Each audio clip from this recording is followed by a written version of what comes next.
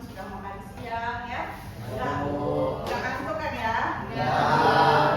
Oke, karena biasanya kalau udah makan Nah, saya harap nanti kita berdiskusi ya biar saling nggak ngantuk. Apa yang mau ditanyakan juga silakan. Nah, sebelum kita mulai perkuliahan, saya buka dulu dengan sebuah pantun. Bilang cakep ya?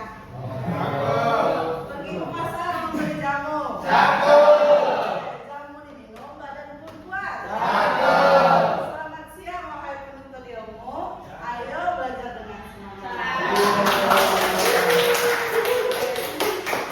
Semangat ya memang.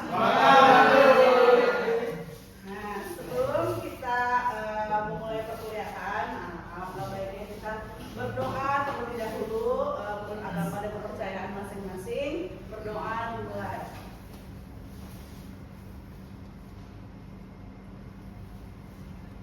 Selesai. Ini ya. Semoga Allah bukakan hati kita semua. Menerima dan Allah memudahkan kita untuk memahami ilmu yang akan diberikan nanti. Ya. Nah, untuk hari ini kelihatannya hadir semua ya. Nah, saya udah mengantongi daftar absen hari ini. Nah, mungkin ada 5 orang yang akan saya tunjuk untuk menjawab bagaimana keadaannya. Ceritakan aja. Saya tadi jatuh di kamar mandi. Nah, bilang aja nggak apa-apa. Pokoknya mau mengeluarkan menu-menunya juga nggak apa-apa, boleh ya? Boleh. Juni Rahmat. Nah, silakan Juni. Gimana hari ini? Sehat nggak? Alhamdulillah sehat Bu. Sehat ya. Gimana? Nggak ada sesuatu yang terasa janggal atau gimana? Galau mungkin putus. Hari ini alhamdulillah sehat, berjalan sesuai rencana Bu. Oke, alhamdulillah. Dari sudut kiri, siapa yang mau untuk memberikan saya gimana perasaan dan kesannya hari ini? Gimana Anissa? Nah, Anissa gimana perasaannya hari ini? Perasaan sehat ya, alhamdulillah. Jadi kita masuk ke dalam ruangan ini nggak ada yang kondisi galau? Seperti aman semua ya, mental perasaan aman semua. Ada lagi? Ada yang lagi? Reren Bu.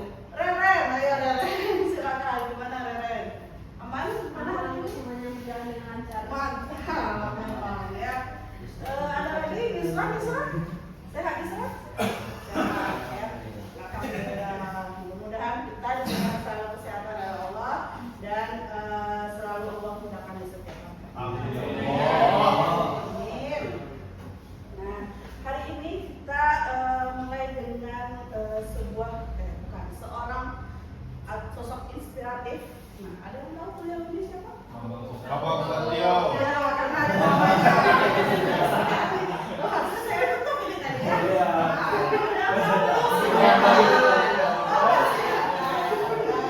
Bapak Bambang Sutandio ya. Nah, ada yang tahu beliau ini siapa? CEO. Wah, ada semua sana yang tahu? Oke, kalau yang ini tahu nggak?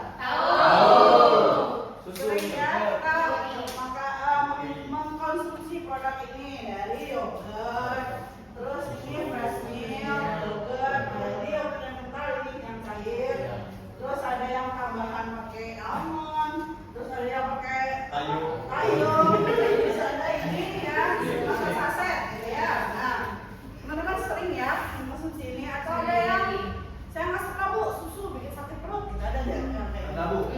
ada, Fadila ya? Iya, Fadila gitu. Oke. Yang nggak suka yogurt deh, yang sembuh.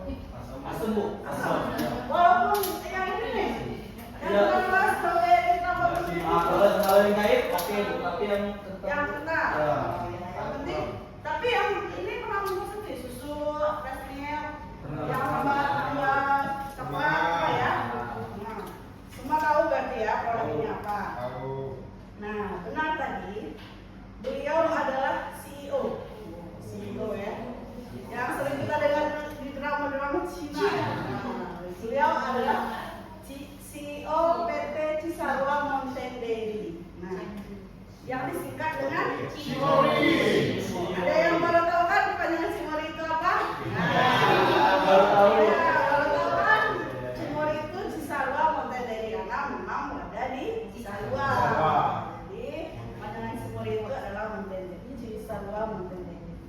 Nah, silakan terlihat video dan mendengar dan tonton video berikut ini terlebih dahulu.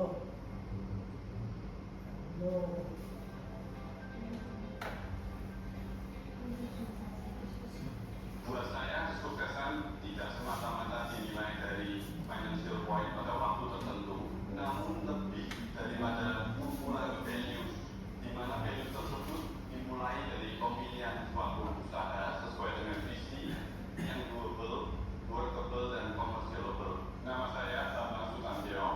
Saya adalah founder dari Simboli Group dan saat ini posisi saya adalah sebagai chairman dari Simboli Group.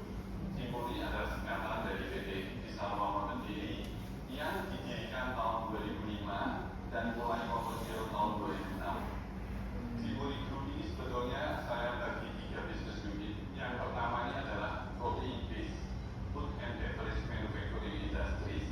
Kemudian kelompok kedua adalah hospitality and leisure. Dan yang ketiga sebetulnya adalah perusahaan yang saya dirikan awal mula, yaitu trading company kami.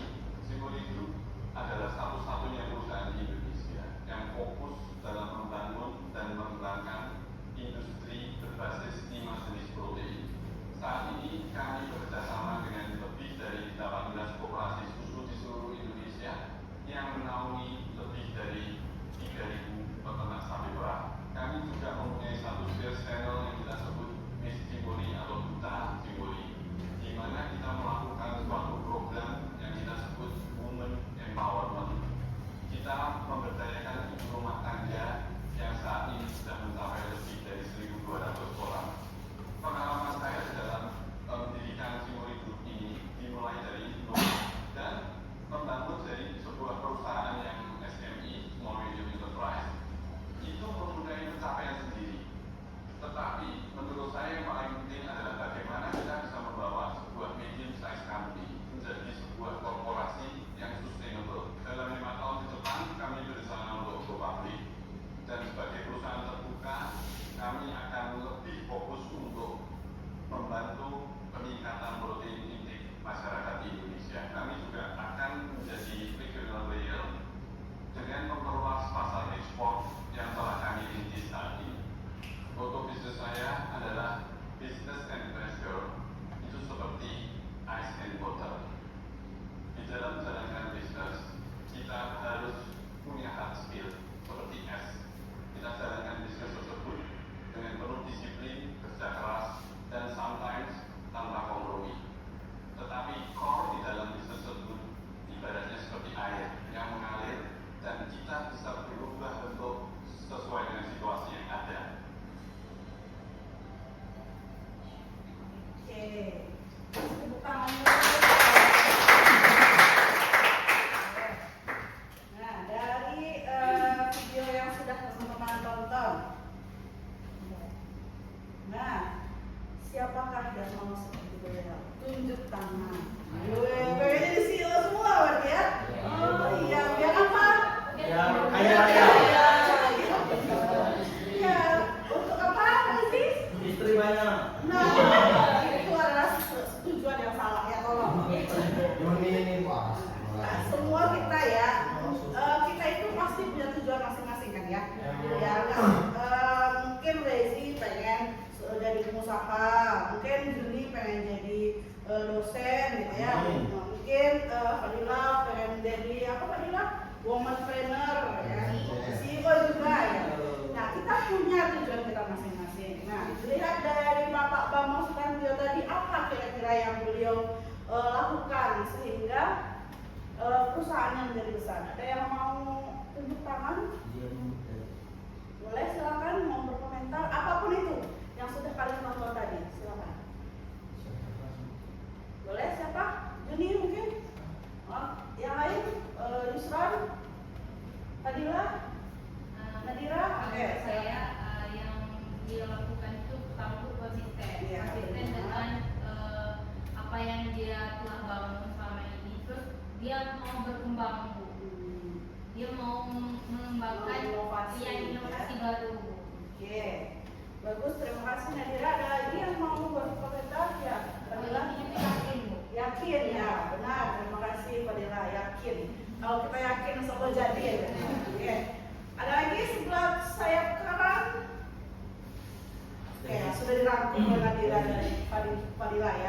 Ya benar kata Nadira dan Fadila tadi.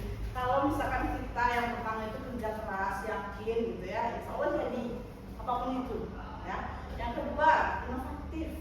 Beliau dari awal susu segar, beliau jadikan yogurt, beliau jadikan yogurt yang penambahan buah, penambahan sari rasa-rasa yang lebih manis gitu ya. Terus ada bikin yogurt versi saset. Nah, inovatif kan? Beliau membaca pasar. Beliau tahu pasarnya, terus beliau inovasi apa produknya dan beliau kembangkan. Dan yang terakhir itu konsisten. Kalau kita mau sesuatu, ya kita harus konsisten dengan apa yang kita mau itu. Misalkan mau jadi dosen, ya kita harus konsisten, harus belajar, harus lanjut ke perkuliahan. Karena kita tahu kan syarat-syaratnya gitu. Kita harus tahu dan fokus dengan tujuan kita. Terus ibu tadi dengar beliau usaha itu adalah kumpulan dari value yang kita usahakan gitu ya. Nah, berarti kita harus mengusahakan value kita sendiri supaya apa yang kita mau tercapai. Setuju dengan kalimat itu? Setuju. Setuju. Oke, karena sudah setuju kita masuk ke materi. Itu tadi selingan supaya kalian bersemangat untuk kuliah. Ya biar jadi CEO juga kayak Bapak Bambang Sutanto. Nanti kalau udah jadi CEO jangan lupakan saya ya. Ya, Bu. Oke, kita masuk ke ini sub CPNK 8 ya, karena kita belajar setelah UTS itu karakteristik fisik, kimia, dan mikrobiologi susu sebagai bahan pangan aman konsumsi. Nah, setelah nanti kita melaksanakan pembelajaran, ibu berharap kalian bisa untuk menjelaskan apa itu susu. Nah, selama ini kan kita tahu susu aja, apa itu susu kan mungkin kita belum bisa untuk mengeluarkan pembahasannya. Terus karakteristik fisik, kimia, mikrobiologi susu. Nah, karakteristik fisik itu apa, kimia itu apa, mikrobiologi itu apa. Terus menunjukkan kualitas makanan susu dan menunjukkan macam-macam susu. Oke. Di sini ibu ada beberapa referensi ya. Karena mungkin referensi ini sangat banyak ya, dari jurnal, dari buku. Nah, di sini ada buku lama, buku yang berasal dari Wallstra et al. Ini tentang dairy science dan teknologi. Ini adalah segmentation. Terus bisa nanti teman-teman lihat di YouTube juga, bukan di YouTube, di Google Scholar biasanya juga ada. Terus ini buku yang terbitan baru yang Hadi Wiyoto, teori dan prosedur pengujian mutu susu dari penerbit Liberty Yogyakarta dan juga standar SNI. Karena kita sini kan bukan mutu ya untuk pangan, tapi kita harus bersumber dari SNI. Nah, kalau misalkan teman-teman punya buku bacaan lain, mau dari jurnal, mau dari dari artikel ilmiah gitu ya yang berita-berita yang baru juga boleh nanti jadi referensi pembelajaran. Nah, sekarang boleh pakai HP-nya masing-masing, silahkan cari referensi 10 menit. Nanti kita diskusi apa itu susu dan apa perbedaan kualitas fisik, kimia, dan mikrobiologi. Silakan referensinya apa saja, jurnal boleh, mau buku boleh, kutipan buku di dalam jurnal juga boleh, silakan. Nanti kita diskusi ya di situ. 5 menit cukup ya? Cukup. Oke, silakan. Apa sih susu tuh? Kalau orang nanya, kamu kan sarjana peternakan nih. Susu tahu nggak apa? Karena mungkin beberapa ya yang mohon maaf ekonominya mungkin lebih bisa yang membeli susu atau takutnya di daerah-daerah yang terpelosok nggak tahu susu itu apa gitu. Silakan dicari artinya. Terus perbedaannya kualitas fisik, kimia, mikrobiologi. Gimana kita bisa melihat aspek-aspek itu? Saya cari kan nanti kita ada yang mau menyampaikan atau kalau sudah ada silakan angkat tangan sebelum 5 menit berakhir. Nanti ada kan susu murni, pernah ada susu murni kan ya? Nah, ada susu segar, nah apa bedanya? Kan, ada yang mau berpendapat?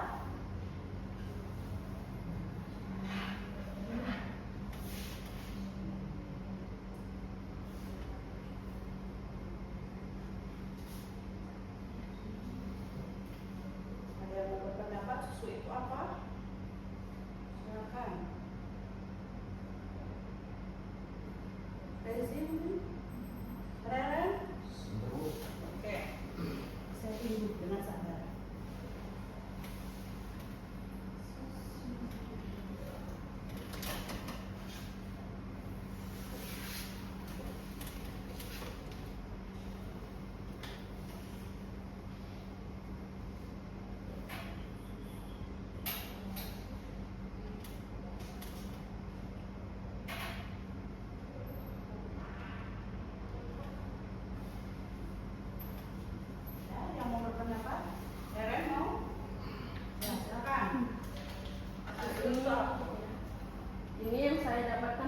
dari jurnalnya Unpad.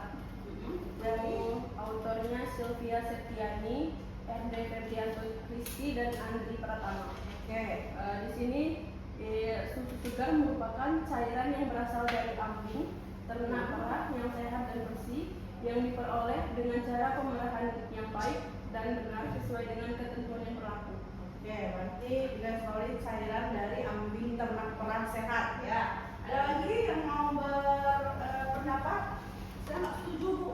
Susu itu dari ayam. Rezi silakan. Nah, ini menurut Sumok Prastowo. Siapa? Sumok Prastowo. Oke, apa? Dia berpendapat bahwasanya susu merupakan minuman bergizi tinggi yang dihasilkan ternak perah seperti sapi, kambing, dan kerbau. Oke, berarti ternak perah juga dari penjelasan kalian tambah lagi minuman bergizi tinggi. Iya. Nah, bisa dipadukan itu penjelasan dari dua itu. Ada lagi? Nadira, silakan. Jurnal dari Hati Hermawati 2020 menyatakan bahwa susu merupakan bahan pangan yang mengandung zat nutrisi yang utama untuk kehidupan manusia, antara lain protein, lemak, karbohidrat, mineral, vitamin, dan faktor-faktor pertumbuhan. Selain itu, di jurnal Yuke Windy Hasanah dan Rina tahun 2005 menyatakan bahwa sifat fisik susu segar diamati di antara lain yaitu pH dan berat jenis. Dan sifat kimia diamati yaitu kadar lemak, kadar protein, kadar laktosa, serta mikrobiologi yang diamati yaitu TPC atau total fat count. Sangat lengkap. Terima kasih. Jadi sudah terjawab pertanyaan kedua langsung oleh Nadira ya.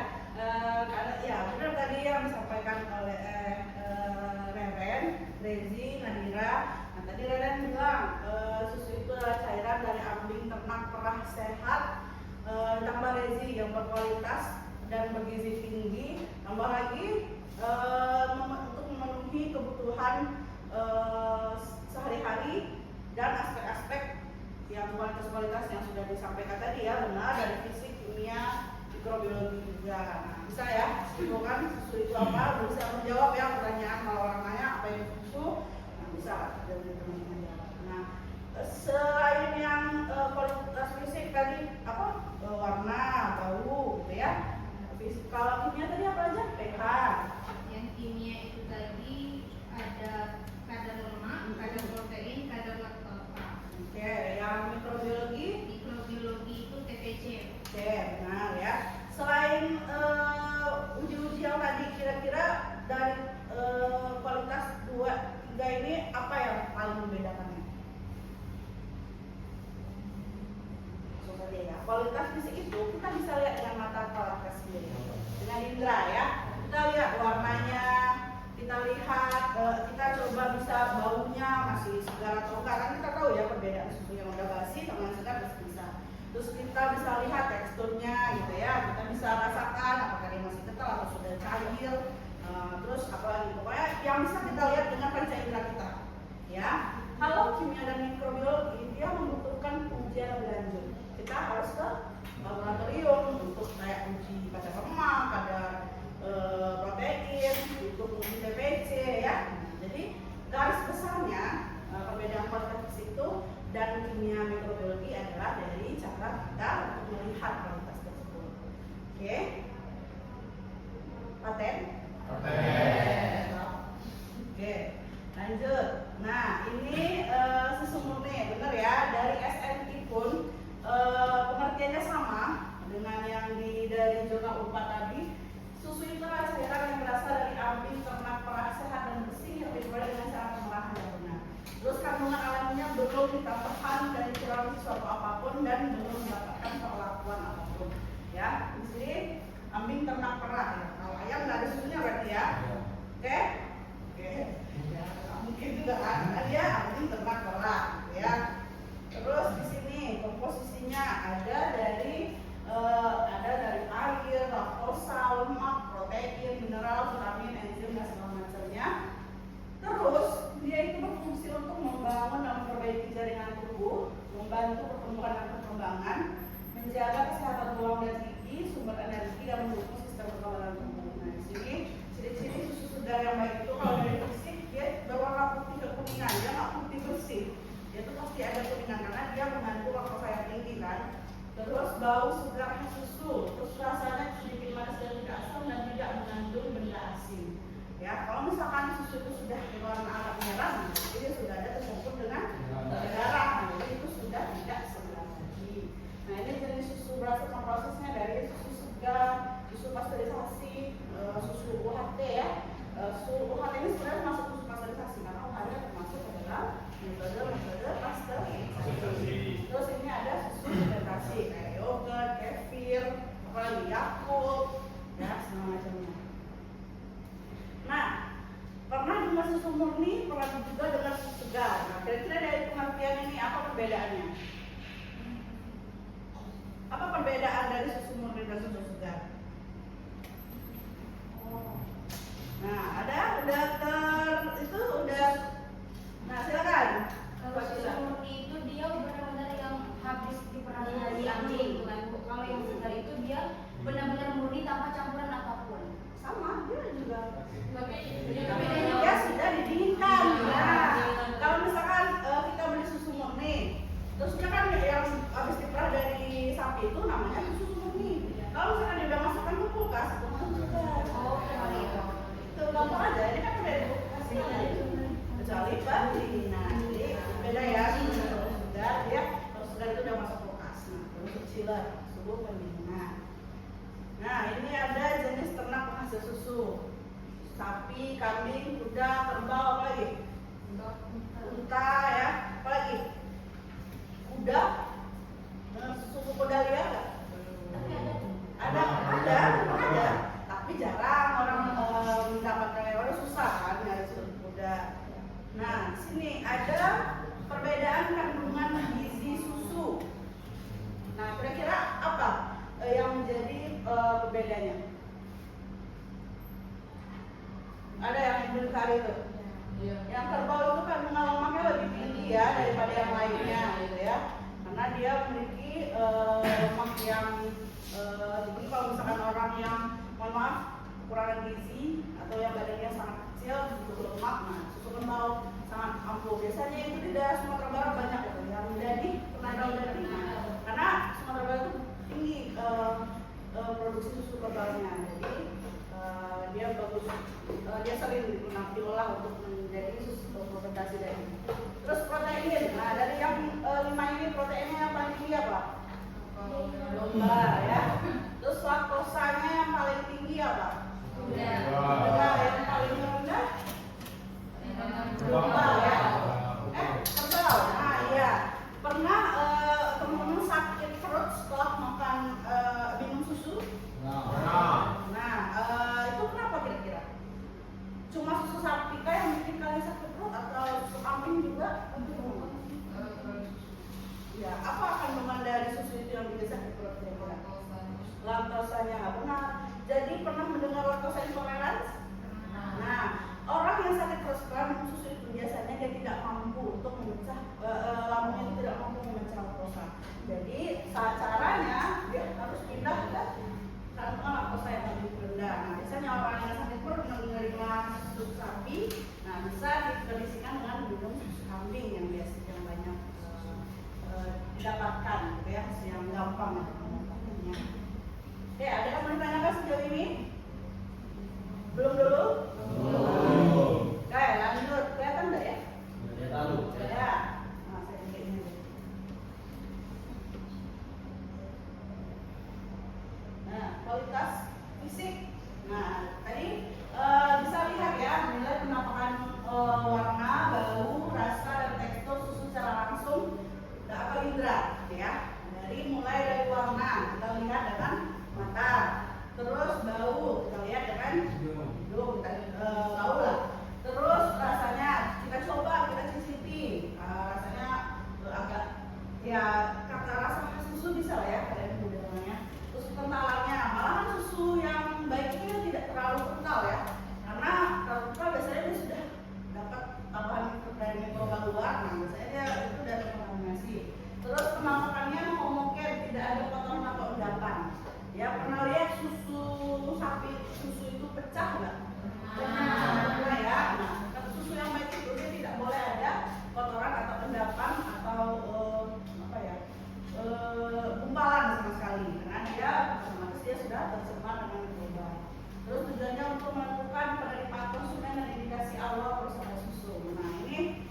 gambarnya ya. Nah, kira-kira apa nih bedanya dari dua susu ini? Warna. Warnanya ya, kuningan dia nggak, ini pucat juga cuma nggak tahu ini udah terlalu tutup ya. Terus si baunya juga udah nggak enak, ada endapan, terus rasanya pasti udah nggak enak, nggak pahit. Kalau ini aman, dia bersih, tidak ada kekurangan apapun.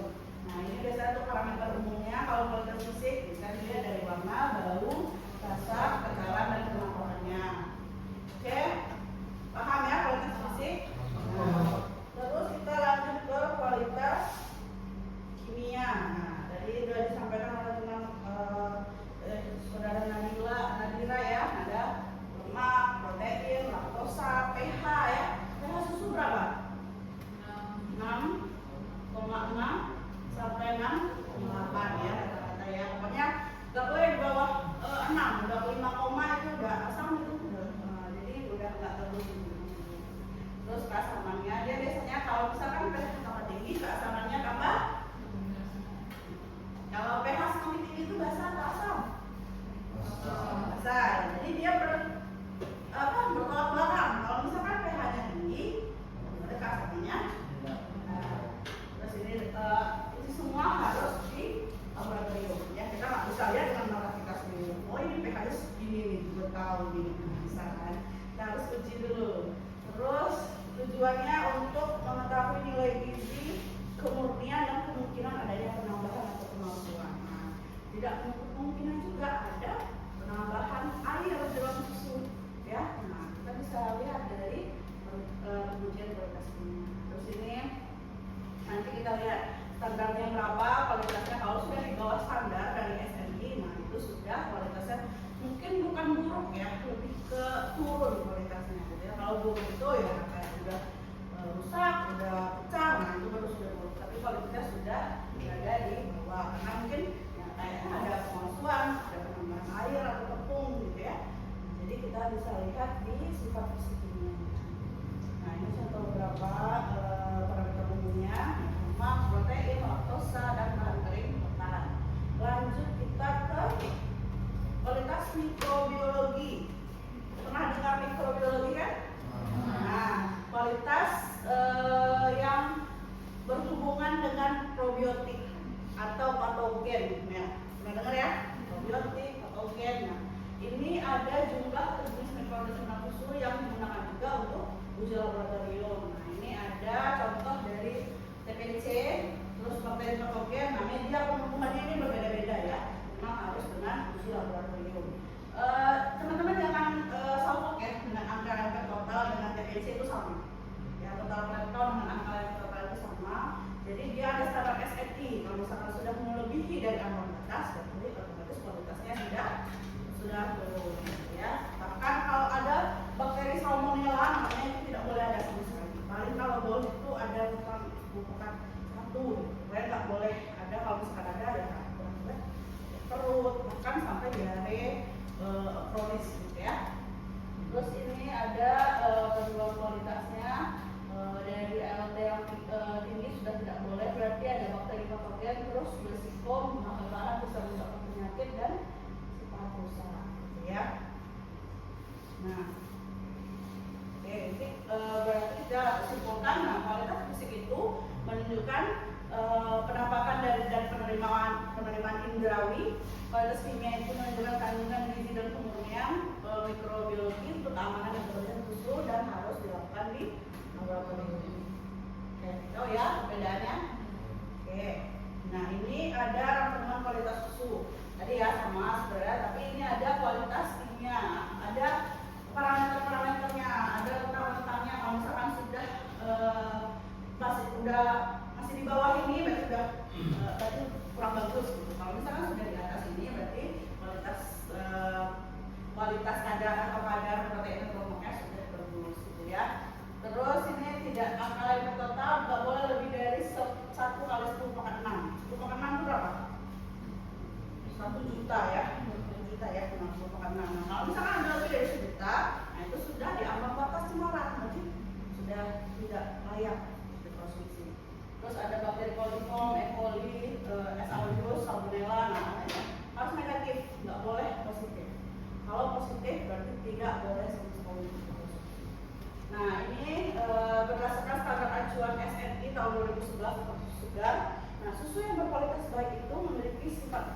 normal, komposisi kimianya sesuai standar dan cemaran mikrobanya dalam batas aman sehingga nilai gizinya tinggi, aman dan layak untuk dikonsumsi. Oke, ini ada studi kasus. Nah, sini apa perbedaan kualitas fisik siswa antara kelompok A dan kelompok B. Terus analisislah faktor penyebab perbedaan kualitas fisik tersebut. Nah, diskusikan per kelompok. Ya, silakan saya pilih dan saya kanan aja. Nah, nanti saya tunggu 15 menit, silakan dikerjakan. Nah, nanti kita berdiskusi. Silakan.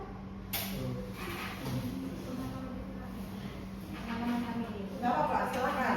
Sampaikan dari pengalaman dari yang melihat di lapangan, gitu ya, boleh silakan. Nah, mana kira-kira? Nanti setiap kelompok menyampaikan hasil diskusinya. Apa sih penyebabnya? Kenapa yang satu ini kayak gini bentukannya? Ini bagus gitu. Nah, kenapa? Ya, silakan nanti berarti 13.30 ya. Kita menyampaikan hasil dari diskusi. Silakan.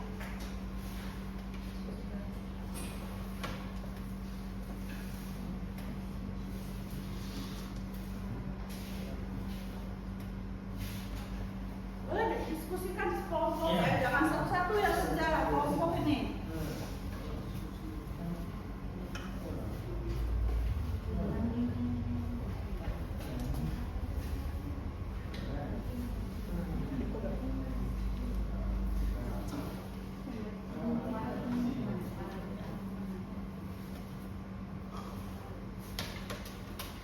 Mungkin ada yang menilai yang kelompok B ini malah bagus bu susunya. Kalau ada yang nggak apa-apa kita diskusi aja. Kalau kita pendapat itu nggak apa-apa. Yang penting nanti setelah kita berdiskusi kita bisa menyimpulkan hasil dari diskusi itu. Silakan.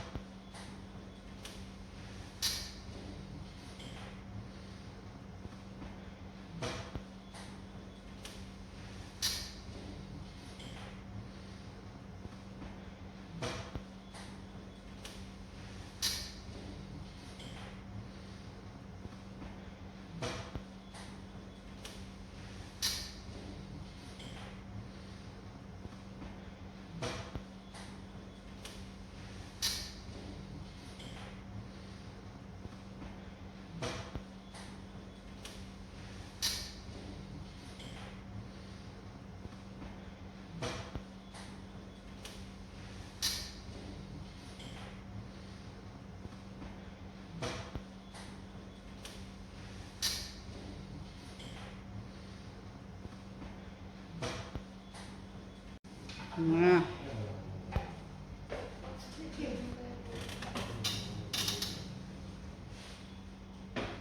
Ngomongin lagi ya.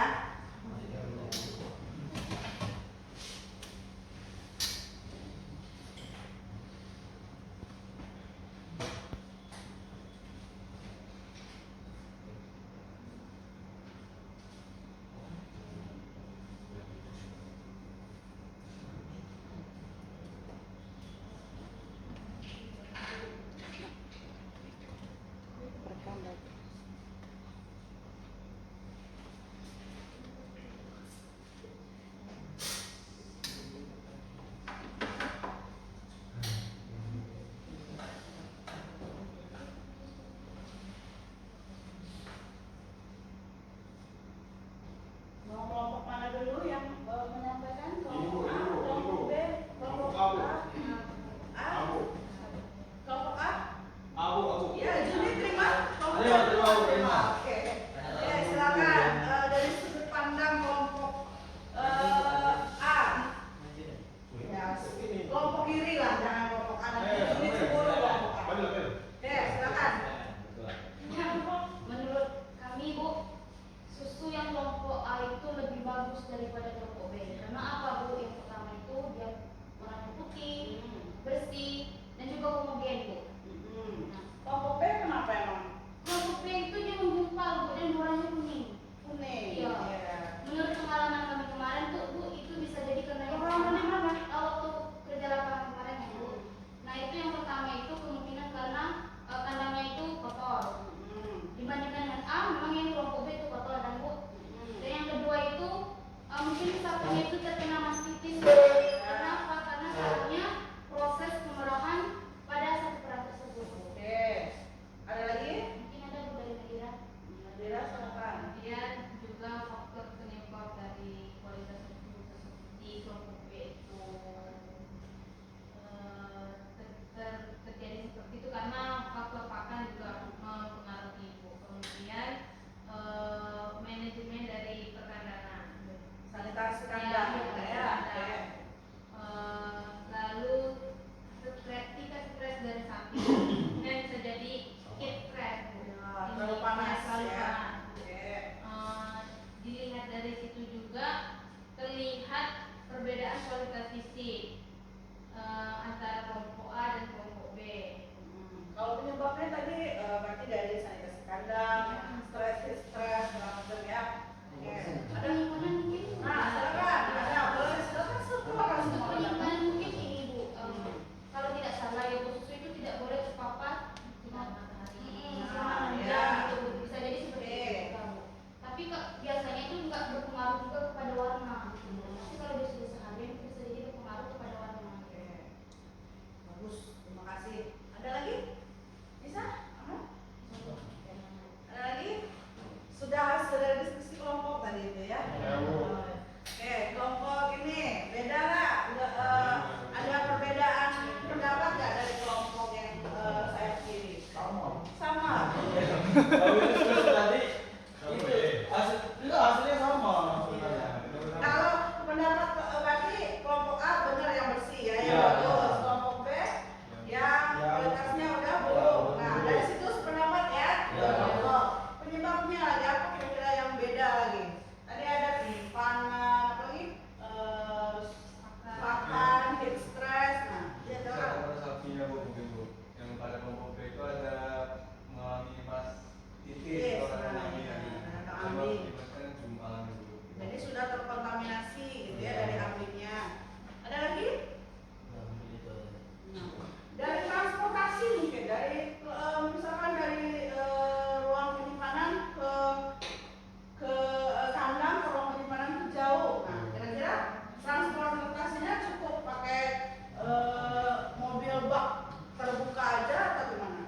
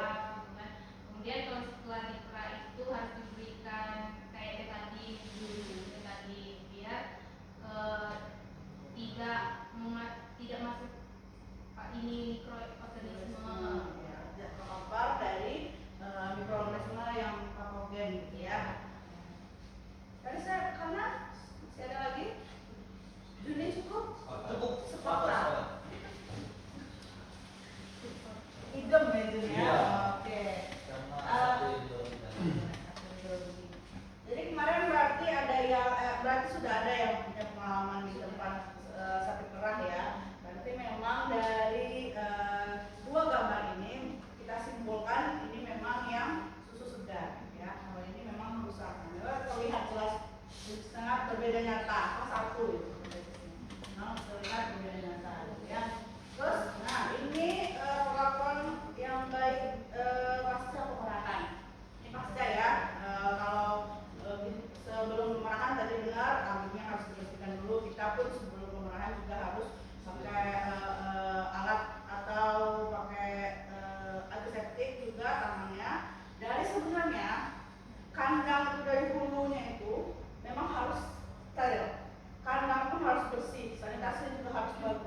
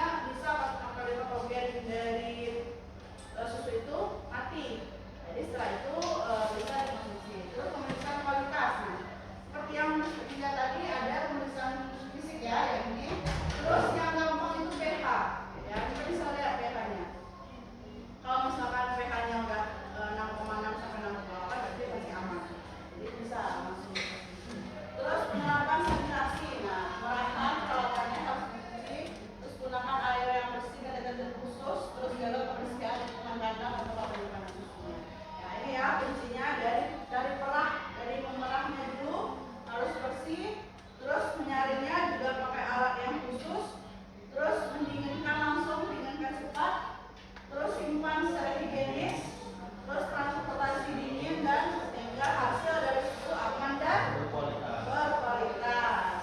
Oke. Ini kesimpulan dari gambar tadi.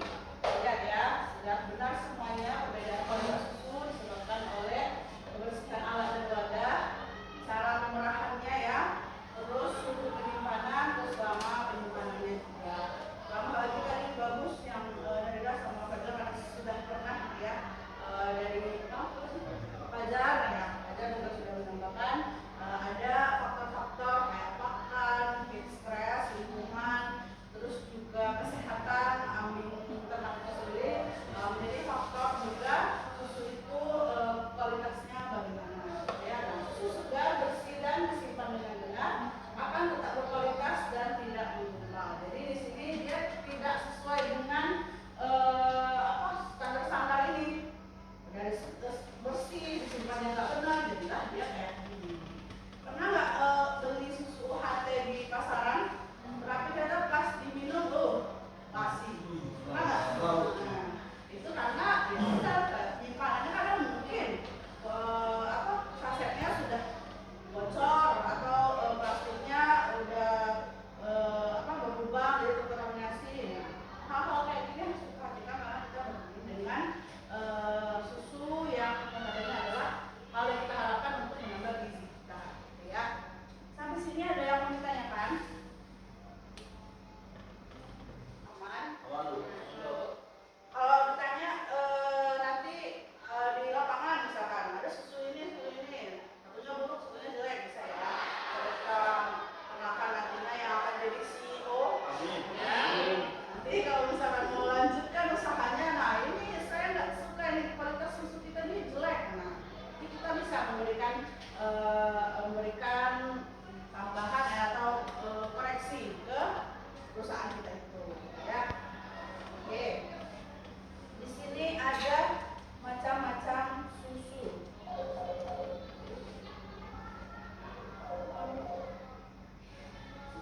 Oke.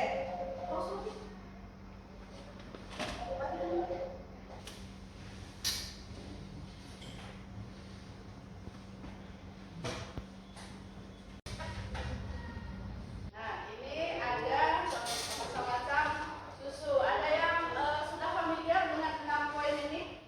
Familiar semua? Evaporasi yang Nah, evaporasi yang mungkin masih belum familiar. Kalau yang cewek-cewek mungkin sering lah pakai susu bubuk untuk bikin kue, gitu ya, atau bikin ya ini masih perdebatan ini. Namanya udah kental manisnya sekarang nggak ada susunya. Cuma dia masih tetap pakai susu, walaupun kadarnya rendah, tapi masih tetap itu makanya susu. Dan susu fermentasi. Nah, jadi dari yang 6 ini berapa udah ada yang familiar ya. Nanti kita bakal lihat cara-caranya supaya nanti bisa ternyata kita bikin sendiri dulu, ya. Oke. Nah, susu segar tadi udah ya dari awal udah kita ambil ya, dia itu susu artinya itu cairan yang berasal dari ambing ternak perah yang sehat tanpa dikurangi atau ditambah sesuatu apapun, tapi dia sudah didinginkan. Nah, sudah pernah kalau susu kambing dia ternyata masih baik kalau misalkan kita langsung minum. Pernah minum susu yang langsung dari kambing nggak? Pernah. Nggak sakit perut kan? Enggak. Nggak kan? Nggak sakit perut kan? Enggak. Kalau susu sapi pernah nggak langsung dari? Pernah. Pernah juga. Nggak sakit perut juga? Enggak. Aman pencernaan bagus. Mantap berarti pencernaan. Iya, bagus sekali jadi. Bagus sekali. Dia bisa menahan apapun masuk ke dalamnya. Mantap.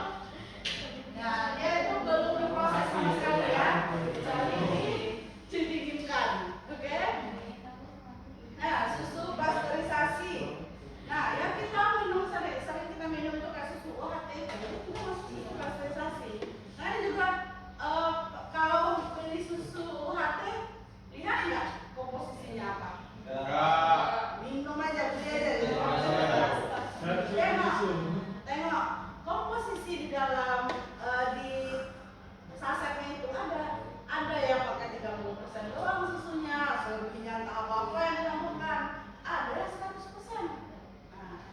kita sebagai orang peternakan harusnya udah melek ya. Mana yang benar-benar susu murni itu. Nah, saya nanti bilang merek, saya iklan di sini. Ya, Jadi ya. ada merek yang benar-benar 100% itu susu asli. Nah, harganya otomatis lebih mahal karena kualitasnya ya pasti sudah udah pasti kualitasnya, ya udah paten. Terus di sini proses prosesasi itu adalah proses pemanasan susu segar untuk membunuh jasad renin yang membahayakan kesehatan. Ya. Nah, ini ada proses pasteurisasi susu menurut Satya tahun 2012. Nah, di sini ada 3 metode. Kira-kira apa perbedaan dari 3 ini? Ada yang mau menjelaskan? Anissa harus bisa menjelaskan ini. Ya. Anissa harus bisa. Coba Anissa, perbedaan dari 3 metode pasteurisasi susu ini? Kelihatan? Oh, pindah sini nih. Sudah kelihatan. Ada yang nanti mau pasteurisasi sendiri bisa. Kita pakai metode LPLT biasanya karena dia pakai temperatur lontai. Jadi kita bisa atur suhunya. Ada yang mau memberikan pendapat? Nisa, ayo Nisa. Jangan padilan terus. Ada tuh. Iya. Atau Rere? Atau itu siapa sekarang? Abril silakan. Fajar mungkin? Nah, beda ya. 3 ini aja kepanjangannya udah beda ini. Low temperatur lontai, apa artinya? Temperatur rendah. Waktunya lama. Ini? Tinggi. Waktunya? Ultra high temperatur. Tinggi banget ya. Nah, temperaturnya tinggi banget. Nah, di sini metodenya pemanasannya kalau LTLT itu dia pemanasannya lambat, suhunya rendah, waktunya lama. Jadi walaupun dia dipanaskan suhu yang waktunya lama, tapi karena suhu rendah dia tidak akan membuat denaturasi protein pada susu itu. Terus ini suhunya biasanya rentang 61 sampai 65, tapi rata-rata digunakan itu 63 ya. Ini waktunya 25 sampai 30 menit, tapi lebih baik 30 menit. Nah, ini ambang waktu yang digunakan untuk LTLT. Nah, ciri-cirinya ya sama karena dia melakukan pemanasan dalam wadah tertutup, terus bagian susunya menerima panas yang merata. Setelah pemanasan susu harus segera didinginkan dan digunakan pada skala kecil tradisional. Kalau kalian mau bikin yogurt sendiri di rumah, dapatnya susu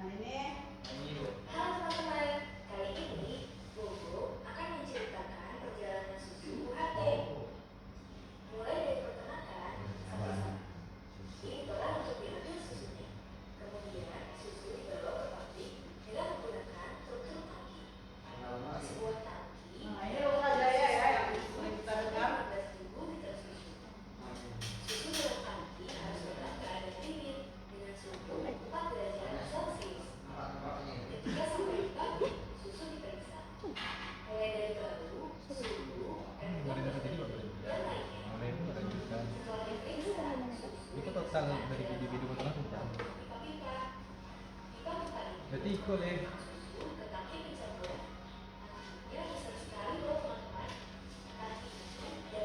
Nah, lihat ya, beda ya. Kambingnya udah gede-gede, alatnya udah bagus-bagus.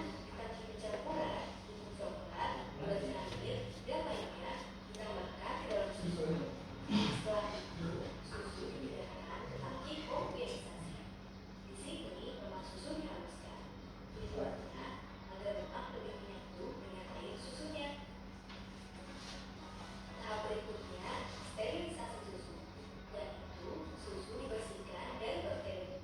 Dengan teknologi UHT, susu dipanaskan dalam suhu yang tinggi, yaitu 140 derajat Celcius dalam waktu 4 detik. Susu UHT bertahan selama sekitar 10 bulan, selama menentukan kemasannya. Sekarang, susu sapi dimasukkan ke dalam kotak susu. Menggunakan mesin khusus yang bekerja cepat sekali, susu dimasukkan ke dalam 24.000 kotak. Ada yang jam sampai tepet besar ini enggak? Sejari, Sama ya? susu kotak itu Kapan itu? untuk masuk ke Oh, lu kasih itu kemarin. Iya. setelah itu dikemas ke dalam kardus. Info masih ada info. Info masih ya. Satu susu. Ini udah bekerja nggak ada manusia lagi ya, pakai robot mesin semua ya. Ternyata masih bisa lagi loh.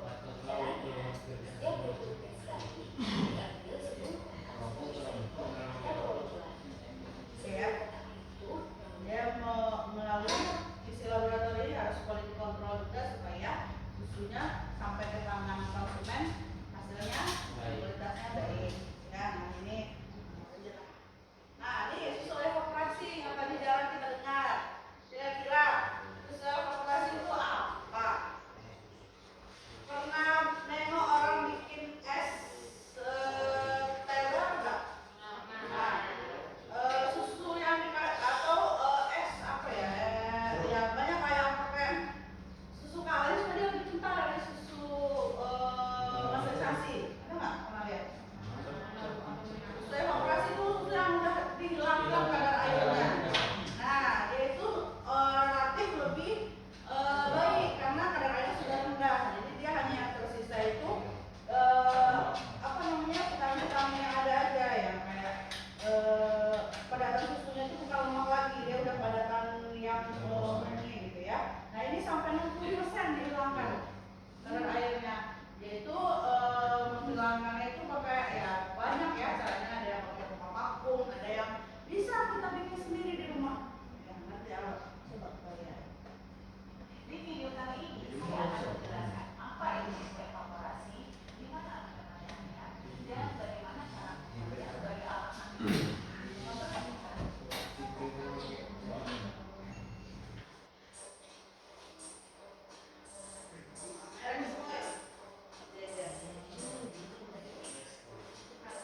Evaporated milk namanya ya. Oh itu luar negeri ya? Iya ada. Ini Saya ada sih. ada. Masih ada di sini. Oh iya. Soalnya aku nggak tahu soalnya. Soalnya Karena nggak tahu makanya kita nggak tahu. Iya. Saya mau ya beli, nggak tahu. Tapi ternyata di beberapa tempat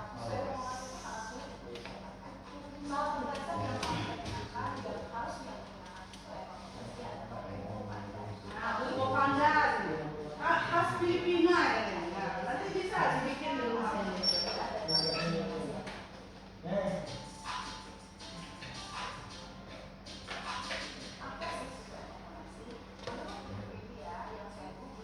Susu evaporasi itu adalah susu sapi segar yang sudah diambil atau Beda ya. Terus evaporasi dia belum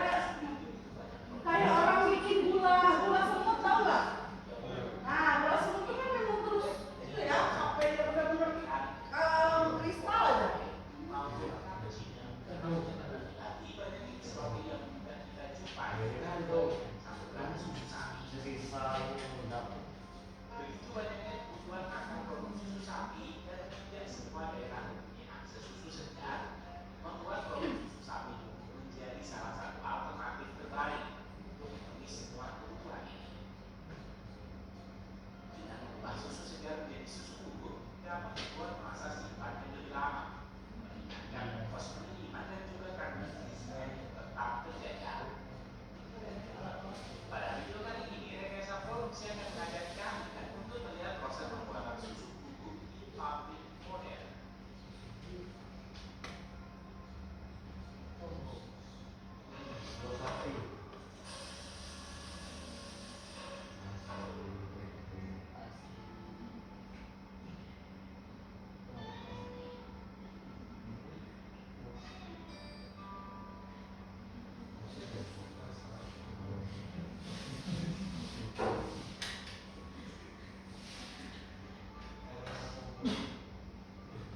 Nah, ini alat-alatnya ya. Tahukah kamu bahwa susu sapi segar mengandung 87% air dan 12% sisa terdiri dari lemak, protein, karbohidrat, vitamin. Jadi yang dihilangkan kadar air 80, jadi tinggal 13 yang sisanya itu.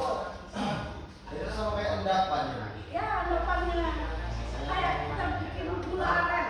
Kita tahu. Gula aren tau nggak gula aren? Tahu. Nah, kan awalnya itu dari kalau dari nira kan. Iya, Nah, iya. jadi dia habis itu kan dikurangi kadar airnya nih. Nah, kalau yang dicetak kan dimasukkan ke cetakan. Nah, kalau yang gula aren semut yang sering itu dia diaduk terus sampai dia bentuk bubuk. Nah, itu tuh. Sapi-sapi ini akan antri memasuki mesin pemerahan susu. Ya, keren ya orang keluar ya. Bisa lah nanti di CEO ini nanti. Azim jadi udah banyak ya umurnya ya. Nanti nggak langsung. Sama selesai. Iya. Ini bisa mungkin bikin usaha ini kelanjutannya.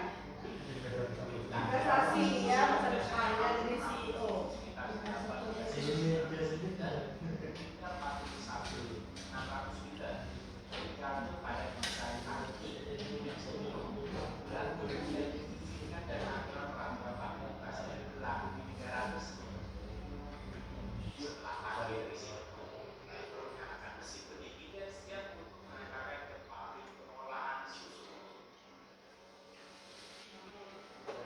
Pabrik susu seperti ini, setiap harga dalam mengolah susu segar 330 ton. Mainnya top ya. Dan CEO udah mulai jalan top.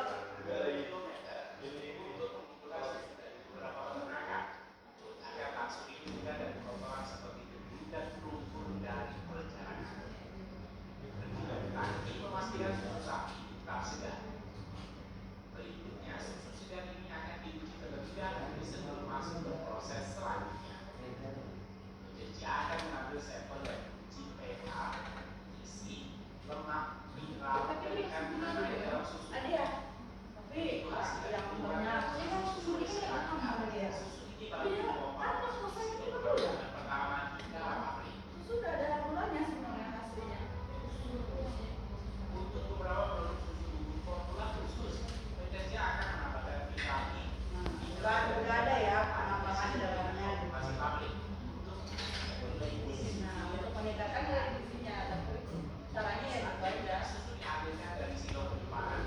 Proses selanjutnya di mana proses perubahan susu dari dalam ini melewati 3 fase, yaitu filtrasi, penguapan, dan juga pengeringan. Nah, ya, filtrasi disaring, diuapkan, Beberapa akan dibagikan dengan ilustrasi. kayak gitu ya. Udah paham konsepnya ya? Nah, jadi kayak ya saya itu aja ya kayak bikin gula aren gitu ya, gula aren semut. Jadi setelah kadar airnya sangat minim sudah hilang, nah nanti yang endapannya itu dipanaskan diaduk terus, jangan sampai tidak diaduk karena nanti ya menggumpal terus rusak juga. Nanti diaduk sampai dia luntur kristal. Ya, paham ya konsepnya ya?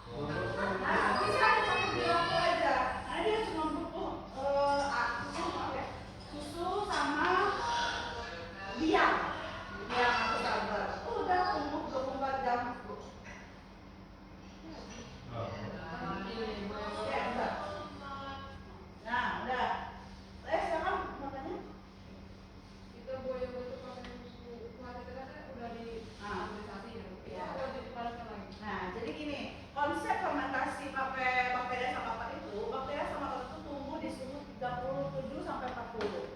Jadi kalau misalkan dia suhu HT itu kan dia sudah mengalami penyimpanan dingin, otomatis suhunya udah rendah dong. Kalau misalkan tidak kita panaskan sampai suhu 40, dia nggak usah sampai suhu 65 tadi, karena dia sudah melalui pasteurisasi kan sebelumnya. Kita cukup hangatkan sampai dia 40 saja untuk bakteri itu tumbuh. Nah, jadi bakteri asam laktat itu dia tumbuh di suhu 37 sampai 40. Kalau misalkan kurang dari itu takutnya dia tidak terfermentasi dengan baik. Jadi dia tidak tumbuh karena memang bukan suhu optimalnya untuk tumbuh. Jadi kenapa dihangatkan lagi? Karena supaya bakteri yang dimasukkan dari starter itu bisa berkembang dengan baik saat proses fermentasi. Itu aja. Kalau misalkan sudah susu HT kan sudah susu pasteurisasi itu, nggak usah sampai pasteurisasi 30 menit lagi. Kita cukup hangatkan sampai dia sudah 40, ya 5 menit cukup lah. Maksudnya sampai dia stabil di suhu 40, ini baru dimasukkan starter atau diam itu. Oke, itu aja. Ada lagi yang mau tanya? Nah, 45 itu bakteri sudah tidak, dia tumbuh cuma tidak optimal. Nah, jadi dia suhu tumbuhnya kalau misalnya kefir dia di suhu ruang malah. Nah, jadi tergantung bakterinya. Kalau bakteri asam laktat yang lactobacillus atau streptococcus yang misalkan di yogurt, nah itu dia tumbuhnya di suhu 37 sampai 40. Kalau dia sudah dari itu, mungkin fermentasinya berhasil, cuma tidak optimal. Oke, ada lagi? Ada Bu. Kan ini kan setahu saya ya pribadi, susu itu kan mudah terkontaminasi oleh bakteri-bakteri. Kita kan orang-orang yang ibaratnya tidak ya sekedar memiliki kambing 3-4 ekor kan, tidak punya kepikiran ke situ lah kan. Makanya orang masih pakai ember. Nah, itu kan mereka kan jadi susu itu banyak terkontaminasi oleh bakteri-bakteri kan. Nah itu sebenarnya kalau nggak disterilkan ataupun dimusnahkan langsung dijual itu gimana? Ya penyimpanannya yang harus dijaga. Penyimpanannya nggak bisa pakai harus minus 4 gitu. Karena bakteri itu tumbuhnya di suhu di atas 12. Ya 12 sampai 15. Ya kalau misalkan di suhu bawah itu dia nggak tumbuh, dia nggak tumbuh optimal. Jadi kalau misalkan mau menyimpan, juga sebaiknya jangan lama. Nah, walaupun tadi Rezi bilang kita nggak tahu nih kadar mikronya berapa segala macam, karena kita nggak bisa lihat juga kan dengan mata kepala. Terus langsung melakukan penyimpanan dingin. Nah, kalau misalkan sudah penyimpanan dingin, selalu aman. Tapi rentangnya juga ada waktu penyimpanannya. Tidak boleh lama juga, karena bisa mikroba itu lama-lama juga akan bisa tumbuh, jamur yang tumbuh lagi jatuhnya, gitu ya. Mikroba lainnya yang tumbuh lagi. Jadi sebaiknya setelah memang diperah, penyimpanan dingin, misalkan stoknya masih ada nih, mau di store lagi, kayak sehari 2 hari cukup untuk penyimpanan dingin. Kalau misalkan mau tambah lama, pasteurisasi lagi. Nah, kalau pasteurisasi dia masuk penyimpanan dingin setelah itu, nah tambah lama lagi. Kita sudah tahu kan kalau pasteurisasi dia sudah mati mikrobanya, kita sudah membunuhnya. Penyimpanan lama, tahan lamanya juga akan bertambah. Oke, ada lagi? Cukup? Nah, silahkan buka HP-nya. Langsung join Marquis. Nanti masuk ke kode itu.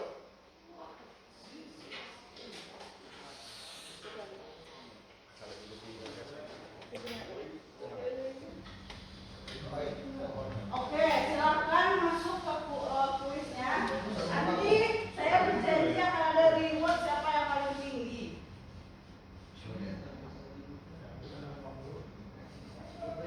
Masuk aja, klik join my quiz. Nanti ada situ enter kode. Kalau di sini mungkin terlalu kecil ya. Nah, sudah ada Anissa udah masuk ini. Mending langsung ke web aja guys. Langsung ke web aja, join my quiz. Nanti diketik kodenya 358137. Masukkan di bawah Anissa yang masukin. Jangan, nggak usah di ini, nggak usah di scan barcode jauh. Nah, Adan udah masuk Adan.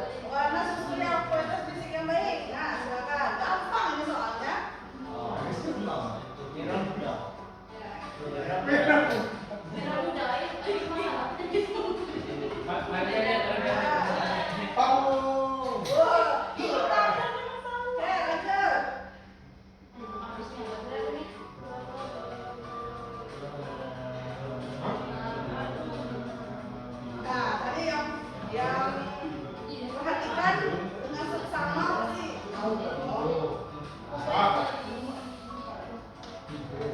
Iya, bos. Oke. Dan tahu, saya siap jumpa. Cuk. Ya. Next ya. Wah, 40% sama ini. Nah, ya. Benar, batas maksimal. Nah, tadi yang melihat dan mendengarkan di sini bagian sini tadi.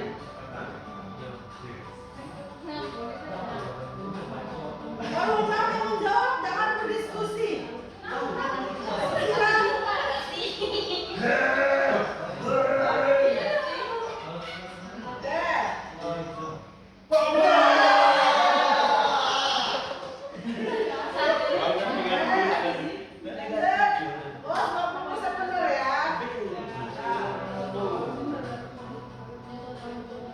Dia di scroll ya, ada jawabannya nggak kayak ada yang panjang itu. Kita cukup di 15 pertanyaan aja ya. Apakah benar? Apakah benar?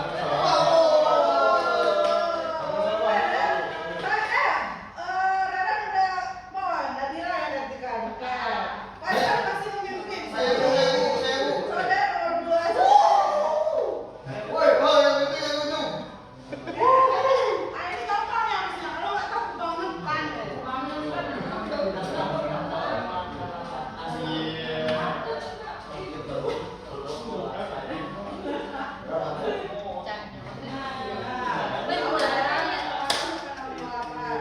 Ya, soal terakhir. Ini kalau nggak tahu juga parah ini.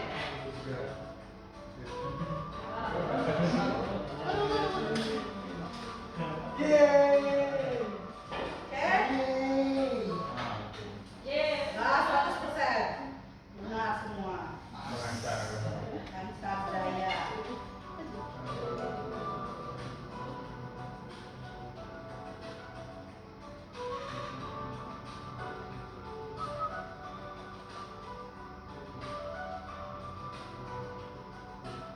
Oke. 5 orang yang menjawab. 13 lagi.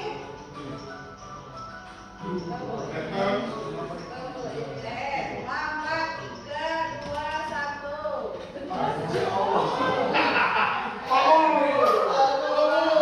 Ini 6 orang yang jawab benar semua. Masih belum benar.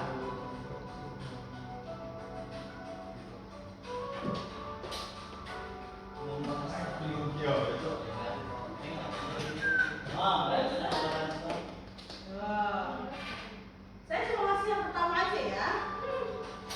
Nih, 2 soal terakhir.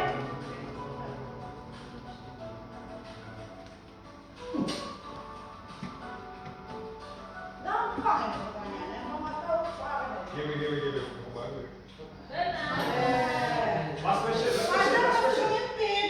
What? Kok bisa? Ya, cepat pertamanya. Trik udah berpengaruh. Gampang ini. Ya, pertanyaan 15 ya.